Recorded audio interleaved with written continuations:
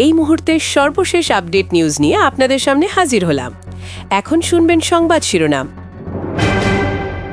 ভয়ঙ্কর গোপন তথ্য ফাঁস, জামাতকে ভাঙতে হেফাজতের গোপন মিশন পরিচালনা করছে বিএনপির বি টিম।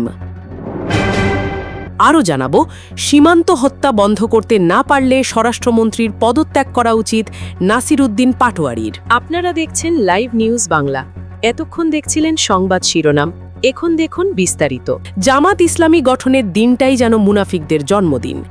একবার একটু চোখ বন্ধ করে অতীতটা ভাবুন তো। যখন আপনি রাজনীতি বুঝতে শুরু করেছেন, খবরের কাগজ খুলতেন কিংবা টিভির টক শো দেখতেন, তখন থেকেই তো নানাভাবে একই কথা শুনে আসছেন। এদেশের মূল সমস্যার নাম জামাতে ইসলামী। সবাই বলেছে জামাত ক্ষমতায় আসলে বড় ক্ষতি হবে দেশের। মদিনীর রহমতুল্লাহ আলাইহের কথা নিয়েও নানা বায়ান, আমারে ইসলাম, মদিনাকে ইসলাম। তারপর সেই ঘুরে ফিরে আসা মালটা, জামাতের জন্মটাই মুনাফিকদের হাতে। এই যে দিনের পর দিন একই চিন্তাটা মাথায় ঢোকানো, এটা কি কখনো আপনার সন্দেহ হয়নি? এতটা জোর দিয়ে কেন শুধু একটি দলের ঘাড়েই পুরো দোষ চাপানো হয়? কারা এসব কথা বারবার ফিড করেছে আমাদের মগজে? একটু গভীরভাবে ভাবলে বিষয়টা মোটামুটি স্পষ্ট হয়ে যাবে। নিজেদের কিছু মিডিয়া আর পাশে দিল্লি, এদের একটাই উদ্দেশ্য, ইসলামী রাজনীতি বিভক্ত রাখা। ভারতের আধিপত্যবাদ আর আমাদের বিভক্তি এদের লাভ। দেশে বড় ইসলামী ঐক্যের সম্ভাবনাটাই আসলে ষড়যন্ত্রের শিকার। হেফাজতে ইসলাম, অনেকে ভাবেন তারা শুধু ধর্মীয় অরাজনৈতিক সংগঠন, কিন্তু তাদের মূলত রাজনৈতিক কোনো প্রজ্ঞা নেই। বরং তারা খেয়াল না করেই দিল্লি আর বিএনপির সুবিধায় এগিয়ে দিচ্ছে। সূক্ষ্মভাবে তারা বিভেদ সৃষ্টি করছে, ইসলামী ঐক্যের পথ আটকাচ্ছে। ইতিহাস বারবার ঘুরে ফিরে এসেছে। আপনি দেখেছেন 4 দলীয় জোটের সময় কেমন চাপ ছিল বিএনপিকে জামাত ছাড়াতে। প্রতিটা মিডিয়া সেমিনারে তখন আওয়াজ উঠত, জামাতকে বের করতে হবে। এখন 2024-এর বিপ্লবের পর যখন সম্ভবত একটা নতুন বাংলাদেশ গড়ার সাহসী স্বপ্ন দেখা হচ্ছে, তখনও সেই আগের ফাঁদ নার্স করা হচ্ছে। জামাতের সংস্পর্শ থেকে national citizens committee, NCP, Khelafat Majlis, এই সব দলগুলোকে আলাদা রাখতে জায়গা শক্ত হয়ে আছে। দিল্লির মাস্টারমাইন্ডরা নানাভাবে এই বিভেদটা সফলভাবে চালিয়ে এসেছে। তারাও নিজেদের কাজ করছে পুরোদমে। কিন্তু এবার তরুণ নেতাকর্মী, এনসিপি, খেলাফত, এই সব দল বেশ বুঝে শুনে হিসেব মেপে রাজনৈতিক পদ নিচ্ছে। তারা ইতিহাস থেকে শিখছে। স্বৈরাচার পতনের পর ধর্মপ্রাণ জনগণের বড় আশা ছিল সব ইসলামী দল জামাত সহ এক ছাতার নিচে আসবে। যদি তারা ঐক্যবদ্ধ হতো, সংসদে একটা শক্তিশালী বিরোধী দল হতো, জনগণের জন্য ঢাল হয়ে দাঁড়াতে পারত। কিন্তু দুঃখজনকভাবে একটা অদৃশ্য দেওয়াল সেই ঐক্যের পথে বাধা হচ্ছে। এই দেওয়ালটা গড়েছে মোস্টলি হেফাজতে ইসলাম আর কিছু কৌমি ধারার নেতা আলেম। তারা জামাতে ইসলামীকে অসহ্য ভাবছে, একসাথে চলতে নারাজ, আর এই বিভেদের সরাসরি ফায়দা করাচ্ছে বিএনপি। কিন্তু হেফাজতের রাজনৈতিক বুদ্ধির যে কেমন, সেটা একটু ভাবুন। রাজনীতিতে যোগ্যতা হলো সঠিক সময় সঠিক সিদ্ধান্ত নিতে জানা। এটা হেফাজতের নেই।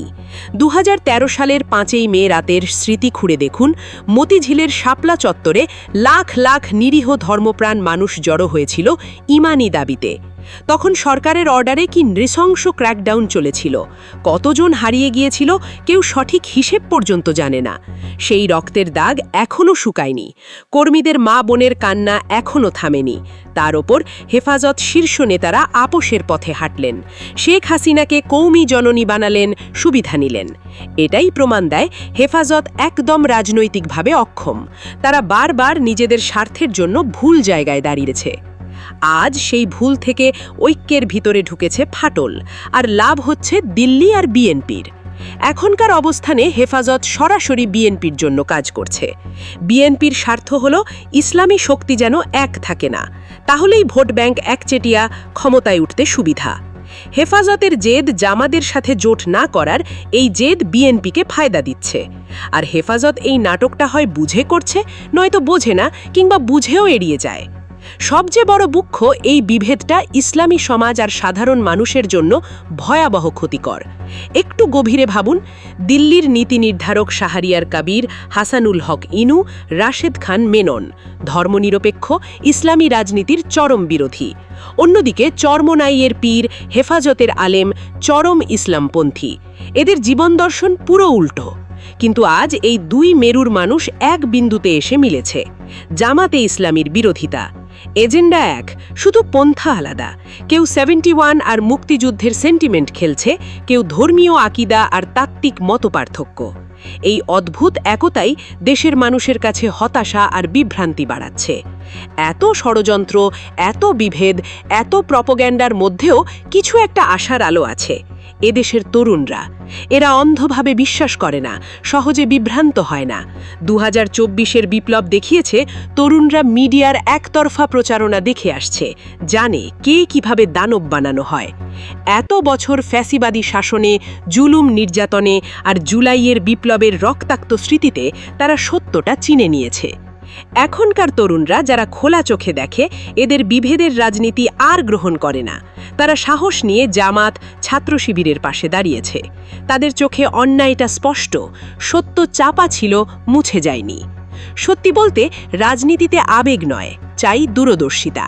হেফাজত, কৌমি দলগুলো যদি এখনো না বুঝতে পারে, যদি দিল্লির ফাঁদে পা দেয়, ঐক্য ভেঙে দেয়, তাহলে ইতিহাস এদের ক্ষমা করবে না।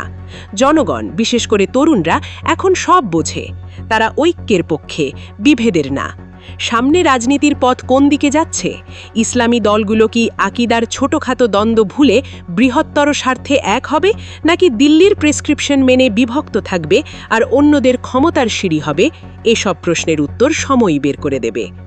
একটা জিনিস পরিষ্কার, এত মাটক আর বিভেদের পরও দেশের নতুন প্রজন্ম আর আগের মতো সহজে ভুলতে যায় না। তারা ইতিহাসের কণ্ঠ হবে, নতুন দিনের দাবিদার হবে।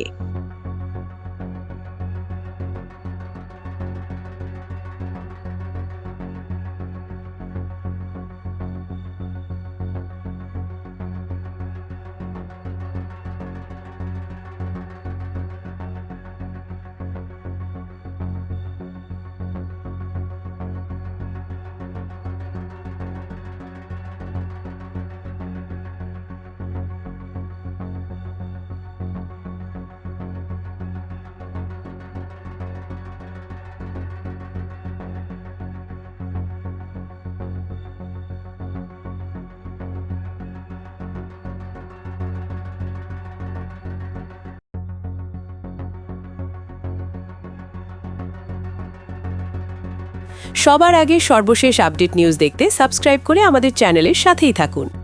আমাদের নিউজ ভালো লাগলে লাইক, কমেন্টস ও শেয়ার করুন। ধন্যবাদ সকলকে।